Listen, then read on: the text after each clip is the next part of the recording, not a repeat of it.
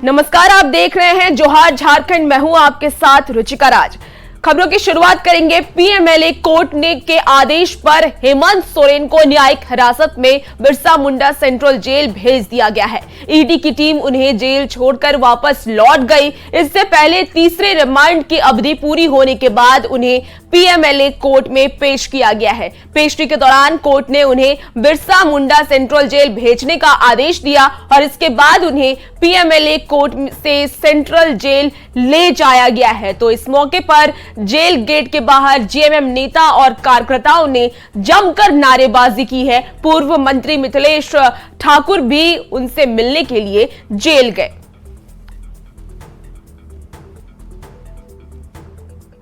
ED की तो मंशा थी कि ये जिंदगी भर के लिए ईडी के ही जेल में रहे, रिमांड में रहे, लेकिन हमें न्याय पर भरोसा था और न्यायालय में ये लोग मांग भी किया कि ये फिर से दिया जाए रिमांड, लेकिन उनकी बात नहीं सुनी गई और माननीय न्यायायुक्त ने न्यायालय ने इन्हें अंततः होटवार जेल भेजने का काम किया, जो एक राहत की खबर है हम लोगों के कार्यकर्ताओं के लिए।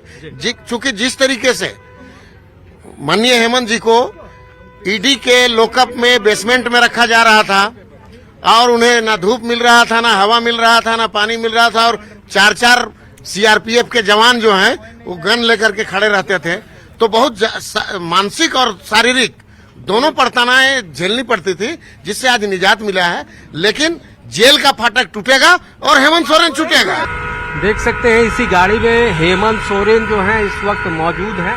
आपको हम वो तस्वीरें दिखा रहे हैं कि किस तरह से उन्हें यहाँ सर लेके जाया जा रहा है। साफ तौर से अब जेल के अंदर जो बैरिकेटिंग है उससे अंदर हेमंत सोरेन की गाड़ी जो है वो अंदर जाती हुई नजर आ रही है। तमाम विजुअल्स जो हैं वो आपको न्यूज 18 के चैनल पर एक्सक्लूसिव रूप से दिखा रहे हैं और इन तस्वीरों के माध्यम से हम बता रहे हैं कि किस तरह से हेमंत सोरेन को यहाँ पर लाया गया है। ईडी के अधिकारी और कड़े सुरक्षा इंतजाम के साथ उन्हें जेल पहुंचाया गया है।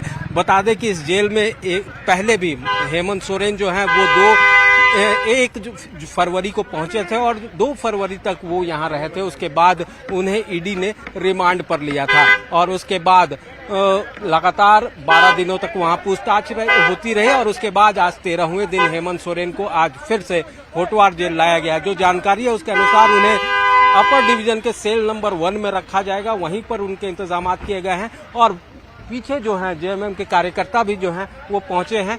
काफी तरह से देखा जाए तो इसे देखते हुए सुरक्षा के कड़े इंतजाम किए गए हैं। अंदर जाने की भी इजाजत किसी को नहीं है। तमाम बैरिकेड्स लगाए गए हैं। जेल गेट तक जाने को लेकर किसी को भी अलाउड नहीं किया गया है। तो ये तस्वीरें हम आपको अपने कैमरे के माध्यम से दिखा रहे थे, जो साफ तौर से बयां करती है कि जो जेएमएम के कार्यकर्ता हैं वो भी देख सकते हैं। तमाम कार्यकर्ता जो हैं इस वक्त यहाँ पर पहुंचे हुए हैं और झंडा जो जेएमएम का है वो लहराते हुए यहाँ पर पहुंचे हैं। पूरी तरह से कहा जाए तो ये तस्वीरें हैं जो हम आपको दिखाने की कोशिश कर रहे हैं। कैमरामैन प्रभाकर के साथ ओम प्रकाश, न्यूज 18 रांची। और पूर्व मंत्री और जेएमएम नेता मिथिलेश ठाकुर पूर्व मुख्यमंत्री हेमंत सोरेन से मिलने के लिए बिरसा मुंडा सेंट्रल जेल पहुंचे। पीएमएलए कोर्ट के आदेश पर हेमंत सोरेन को लेकर ईडी की टीम सेंट्रल जेल पहुंची थी, जहां हेमंत सोरेन फिलहाल न्यायिक हिरासत में रहेंगे। इस मौके पर मिथिलेश ठाकुर ने कहा है कि उन्हें न्यायपालिका पर पूरा भरोसा है और उन्हें उम्मीद है कि हेमंत सोरेन जल्द ही जेल से बाहर होंगे। इन्हें यहाँ न्यायिक हिरासत में यहाँ भेजा गया है, तो हमारा कर्तव्य बनता था कि यहाँ तक एक पार्टी के पदाधिकारी, मैं भी पार्टी का केंद्रीय महासचिव हूँ, मेरा कर्तव्य बनता था कि अपने अध्यक्ष के साथ यहाँ तक आऊँ और मैंने आकर इन्हें जेल गेट तक छोड़ने का काम किया है। और हमें उम्मीद है कि जिस तरह से बेवजह बिना किसी सबूत के इन्हें सलाखों के पीछे डाला गया है, हमारी न्यायपालिका काफी मजबूत है और न्यायपालिका पर हमें पूरा विश्वास है कि बहुत जल्द हमारे पूर्व मुख्यमंत्री, हमारे पार्टी के कार्यकारी अध्यक्ष हेमंत सोरेन जी को न्याय मिलेगा और बहुत जल्द ये जेल से बाहर आएंगे। और झारखंड के महाधिवक्ता राजीव रंजन ने कहा है कि रिमांड अवधि खत्म होने के बाद हेमंत सोरेन को जेल भेज दिया गया।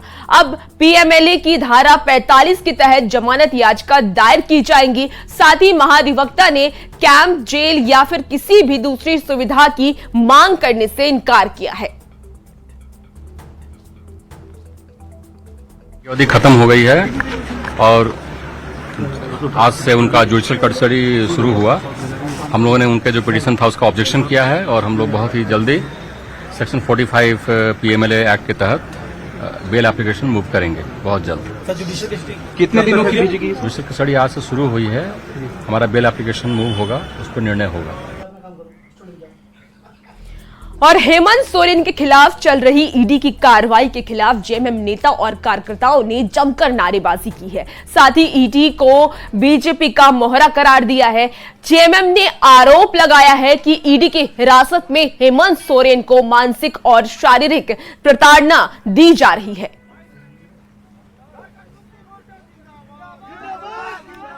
उपवास का जो कार्यक्रम है वो लगातार जारी रहेगा।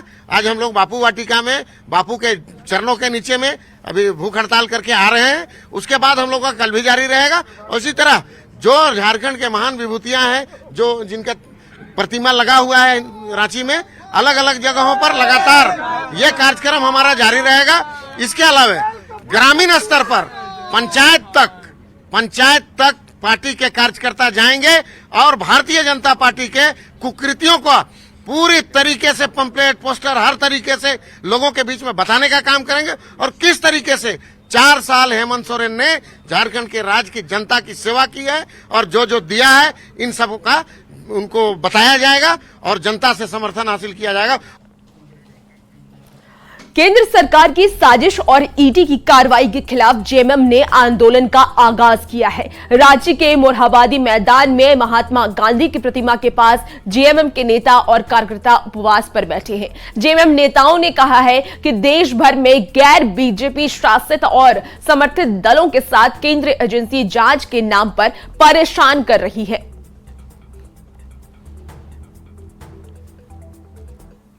लगातार साथ दे रहे हैं माननीय हेमंत सोरेन जी का और पूरे झारखंड में आपने देखा होगा कि कितनी मायूसी है, कितना गुस्सा है, कितना आक्रोश है कि एक लोकप्रिय युवा मुख्यमंत्री हेमंत सोरेन जी के पीछे जिस तरह से जांच एजेंसियां पड़ी हुई हैं। देखिए, निष्पक्ष और तटस्थ भाव से अगर जांच होती तो शायद सब लोग इस तरह से दुखी नहीं होते। देखिए, जिस तरीके से माननीय हमारे पूर्व मुख्यमंत्री पर जो गैर भाजपाई जितने भी हैं हमारे भारतवर्ष में, वहाँ के सभी को प्रताड़ित कर रहे काम भारतीय जनता पार्टी कर रही है।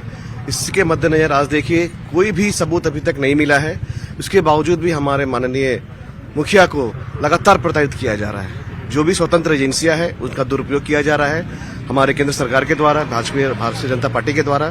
तो उसी क्रम में आज हम लोग यहाँ पर आमरण अनशन कर रहे हैं और ये क्रमवार चलता रहेगा जब तक हमारे माननीय मुखिया को न्याय नहीं मिल जाता। और लोहरदगा के देवी मंडप और सरना स्थल पर जेएमएम कार्यकर्ताओं ने प्रार्थना सभा की है। साथ ही कोल्हेपाट गांव के जिला परिषद सदस्य राधा तिर्की के नेतृत्व में न्याय यात्रा की शुरुआत की गई। इस आंदोलन में बड़ी संख्या में जेएमएम कार्यकर्ता शामिल हुए हैं। इन्होंने हाथ जोड़कर प्रार्थना की है और पूर्व मुख्यमंत्री हेमंत सोरेन की जेल से रिहाई की दुआई मांगी है। लोकप्रिय मुख्यमंत्री हेमंत सोरेन जी को जो बीजेपी का सरकार और ईडी और सीबीआई के माध्यम से फंसाने का जो प्रयास किया, इसी के लेकर हम लोग आज गांव में सरना स्थल और देवी मंडप में हमारे मुख्यमंत्री को विनती कर रहे हैं कि जितना जल्द से जल्द हमारे मुख्यमंत्री को बाहर रिहा किया जाए। इसी का लेकर हम लोग सरना स्थल और सिमडेगा के कोलेबीरा में बड़ी संख्या में जेएमएम कार्यकर्ताओं ने पदयात्रा की है। साथ ही ईडी की कार्रवाई का सामना कर रहे हेमंत सोरेन की जल्द रिहाई की मांग भी की है। इस मौके पर जेएमएम कार्यकर्ताओं ने बीजेपी और ईडी के खिलाफ जमकर नारेबाजी भी की।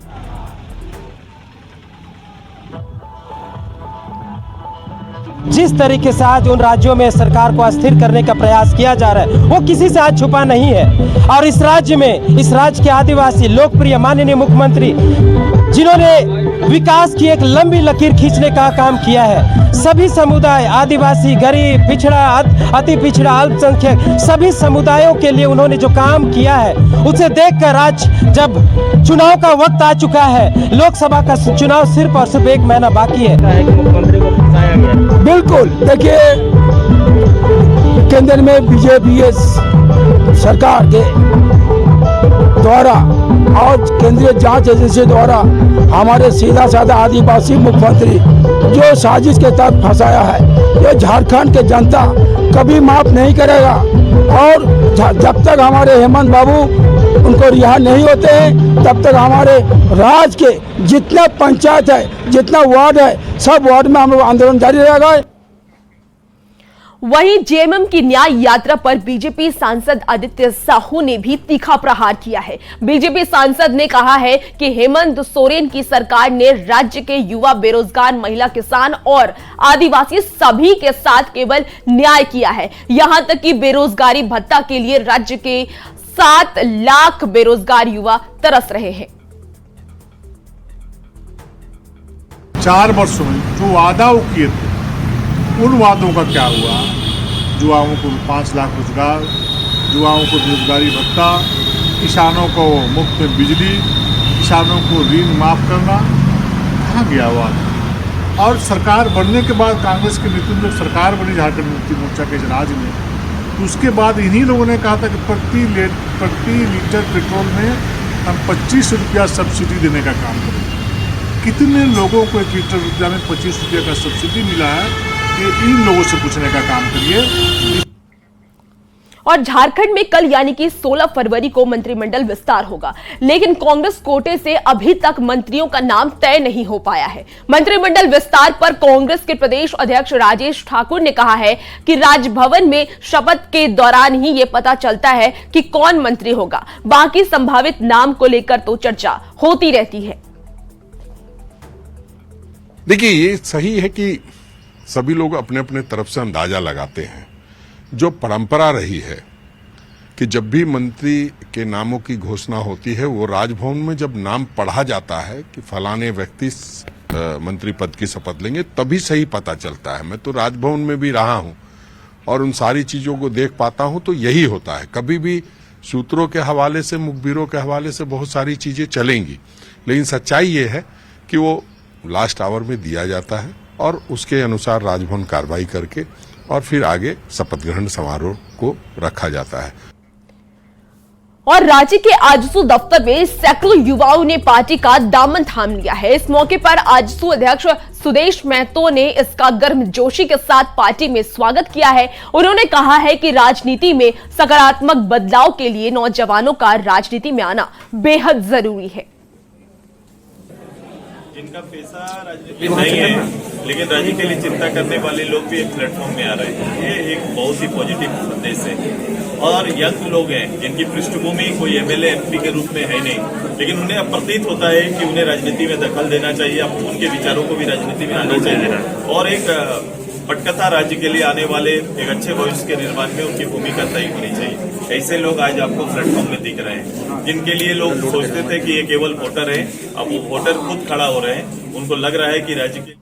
और खबर लातेहार से है, जहां डीमू गांव में अज्ञात अपराधियों ने 25 साल के उपेंद्र सिंह को तेज धार हथियार से हत्या कर दी है। घटना की सूचना मिलने पर पहुंची पुलिस मामले की छानबीन में जुट गई है। मृतक के पिता दिनेश सिंह का कहना है कि आज सुबह में ही अपने घर से निकला था, जिसके बाद उसका शव मिला है।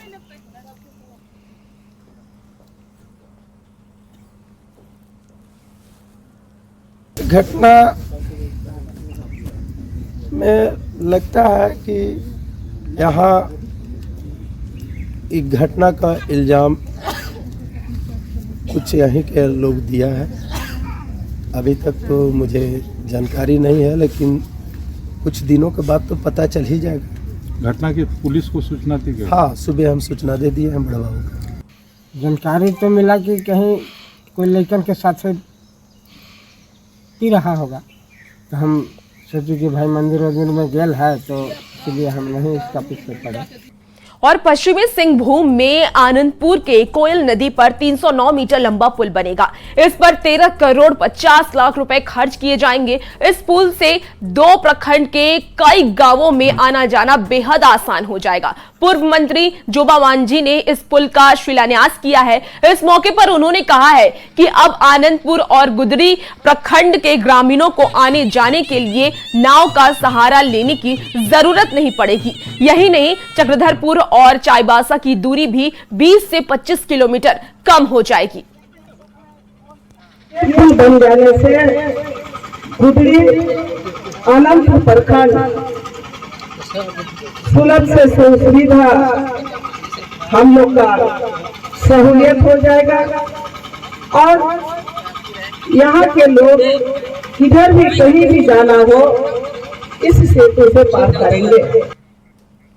और साहिबगंज के हाजीपुर दियारा में 6 करोड़ 18 लाख की लागत से बनने वाली सड़क का शिलान्यास राजमहल विधायक अनंत ओझा ने किया है। आपको बता दें कि हाजीपुर दियारा हाई स्कूल से लेकर ओझा टोली होते हुए पासवान टोली तक 4.75 किलोमीटर लंबी सड़क का निर्माण किया जाएगा। अनंत ओझा ने कहा है कि सड़क का निर्माण मिट्टी भराई के साथ होगी और इससे बाढ़ के दिनों में भी ग्रामीणों को परेशानी नहीं होगी। और लगातार प्रयास के बाद अभी हाजीपुर दियारा से लेकर के और इसका अंतिम छोर पासवान टोली ओझा टोली होते हुए ये मिट्टी भराई करके, ताकि बाढ़ के समय में जो यहाँ के लोगों का कष्ट होता है, बाढ़ के समय में जो कठिनाइयों से ये दियारावासी गुजरते हैं, उनको इन कठिनाइयों का सामना न करना पड़े, इसलिए 4.25 किलोमीटर सड़क 6 करोड़ से अधिक की लागत से ये सड़क का निर्माण कार्य का शुभारंभ किया। और धनबाद के सीएमपीएफ में हुए 900 करोड़ के घोटाले की सीबीआई जांच की मांग तेज होने लगी है। अखिल भारतीय खाद्यान्न मजदूर संघ के सदस्यों ने सीएमपीएफ दफ्तर के सामने प्रदर्शन किया। साथ ही कोयला मंत्रालय से पूरे घोटाले की सीबीआई के जरिए निष्पक्ष जांच कराने की मांग भी की। इस विरोध प्रदर्शन में बीसीसीएल, सीसीएल और ईसीएल के कोयला मजदूर शामिल हुए। सीबीआई जांच हो और सीबीआई जांच के माध्यम से जो भी उसमें दोषी है उसको जो है दंडित किया जाए और वह पैसा सीएमपीएफ को वापस किया जाए, ये हमारी सरकार से मांग है। इसीलिए हम लोग जो आज प्रदर्शन कर रहे हैं, यहाँ पर सीसीएल, बीसीसीएल और ईसीएल से लोग आए, लिखित मांगा गया है और इसका पत्र जो है कोयला मंत्री को भी दिया गया है। और अब आपको दिखाते हैं 1000 साल पुराना दुर्लभ कल्पतरु या कल्प वृक्ष। ये दुर्लभ और ऐतिहासिक महत्व का पेड़ है। मान्यता है कि समुद्र मंथन के समय जो 12 बहुमूल्य वस्तुएं निकली थी उनमें से एक कल्पतरु भी था। ये पेड़ झारखंड के कुछ गिने चुने प्राचीन पेड़ों में से एक है। मूल रूप से ये प्रजाति अफ्रीका में पाए जाते हैं। पर्यावरण संरक्षण के साथ ही ये पेड़ भूमिगत जल का स्तर बनाए रखने में भी सहायक होता है। जमशेदपुर में भी कल्पतरु पेड़ मिलने की खबर के बाद टाटा स्टील और जमशेदपुर अक्ट्रेस की ओर से इसके संरक्षण के प्रयास शुरू कर दिए हैं। देव वृक्ष का जायजा लिया संवाददाता प्रभंजन कुमार ने। जमशेदपुर के साक्षी में आपको आज हम एक ऐसे वृक्ष दिखाने जा रहे हैं जो करीबन 1000 से भी अधिक पुराने वृक्ष है। आप देख सकते हैं हमारे पीछे में यह साक्षी के जो वृक्ष है, इस वृक्ष को कल्पतरु वृक्ष कहते हैं और इस वृक्ष को देव वृक्ष भी माना जाता है। इस वृक्ष के बारे में बताया जाता है कि जब समुद्र में जब मंथन हुआ था तो 12 बहुमूल्य वस्तुएं निकले थे, जिसमें एक कल्पतरु भी था। और इस कल्पतरु के वृक्ष को आप देख रहे हैं जो जमशेदपुर में करीबन 1000 साल पुरानी यह वृक्ष है। आप इस पेड़ की जो ऊंचाई, लंबाई, चौड़ाई देख सकते हैं कि कितनी बड़ी यह वृक्ष है। करीबन 10 फीट की यह मोटाई आप एक तरफ से देख सकते हैं। अगर हम इसके चारों तरफ से अगर नापी करेंगे तो करीबन 40 फीट की चौड़ाई यह वृक्ष है जो करीबन 1000 से अधिक यह पुरानी है। और अब इस वृक्ष की संरक्षा करने के लिए भी जो टाटा स्टील, जेनेसी के द्वारा इसे किया जा रहा है, पूरी तरह इसकी घेराबंदी की जा रही है। और ऐसे जो वृक्ष है यह झारखंड में मात्र सिर्फ 2 ही जगह पे मिलते हैं। पूरे भारत में अगर बात करेंगे तो कम जगहों पे ऐसे वृक्ष देखने को मिलते हैं। इंफॉर्मेशन लेंगे तो यह वृक्ष मूलतः भारत में कुछ ही जगह पर पाए जाते हैं झारखंड के कुछ जगह पे जैसे रांची, पलामू और जमशेदपुर में ही पाया गया है और सेसा के द्वारा इस पर रिसर्च भी किया जा रहा है। यह वृक्ष बहुत ही बहुमूल्य है और इसके आसपास जो है ना पानी संरक्षण करने की काफ़ी कैपेसिटी होती है और इसके फल और पत्ते में जो औषधीय गुण होते हैं वो बहुत ही कारगर हैं। तो ये बहुत ही बहुमूल्य पेड़ है और ये संरक्षित पेड़ है। जीआई टैग भी इसको पेड़ को मिला हुआ है, कल्प वृक्ष या कल्पतरु बोलते हैं। और यह पेड़ संरक्षित किया जा रहा है। कुछ दिन पहले यहाँ पर अतिक्रमण था जो टाटा स्टील के द्वारा इसको हटा करके और घेराबंदी करके कांटों से बैरिकेटिंग किया गया। और भी यहाँ पर इस तरह के पेड़ को खोजा जा रहा है। अगर मिलने के उपरांत हम इसको और फिलहाल इस बुलेटिन में इतना ही। खबरों का सिलसिला जारी है, बने रहिए न्यूज़ 18 बिहार झारखंड के साथ।